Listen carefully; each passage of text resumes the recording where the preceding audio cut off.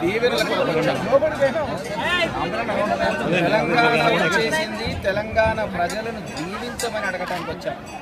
తర్వాత కలలుగన్న తెలంగాణ సాధించటానికి కావలసిన శక్తిని మా ఎమ్మెల్యేలకు ఇయ్యమని అమ్మని అడగటానికి వచ్చాం.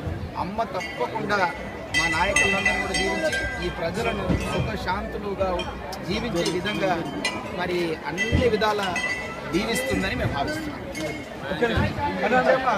తెలంగాణ ప్రాంతాలకు ఆశయం తెలంగాణ నిరంతరం ప్రతి సంవత్సరం జరుపుకుంటున్నాం. దానిలో భాగంగానే ఈరోజు కూడా ఈసారి కూడా ఇక్కడికి వచ్చే భక్తులకు రాష్ట్ర ప్రభుత్వం తరఫున ఇక్కడున్న ప్రజాప్రతినిధులకు కానీ అధికారులకు కానీ అటు కలెక్టర్ కానీ ఎప్పటికప్పుడు రివ్యూ చేసి ఇక్కడికి వచ్చే భక్తులకు ఎలాంటి ఆకంఠం కలగకుండా చూసుకునే బాధ్యత అధికారులపైన పెట్టాము.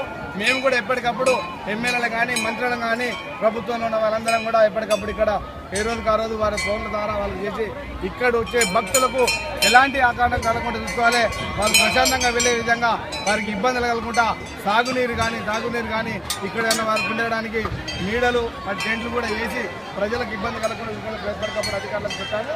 ఈరోజు కూడా మేము ఇంకేమైనా ఏర్పాట్లు ఇక్కడ ఉన్నాయా ప్రజలకు ఇబ్బంది కలుగుతుందా మేము కూడా అమ్మవారి దర్శనం చేసుకొని తెలంగాణ ప్రాంత ప్రజల యొక్క ఆశయము తెలంగాణ ప్రాంత ప్రజల యొక్క లక్ష్యము నెరవేర్చే దిశగా ప్రయాణం కాబట్టి ఇంకెవరైనా అడ్డంకులు వచ్చిన వారిని మనసు మార్చి తెలంగాణ ప్రజలు ప్రశాంతంగా ఉండేలా చూసే విధంగా ఉండాలని మేము కూడా ఇక్కడ ప్రజలకు ఇబ్బంది చూడడానికి వచ్చాము.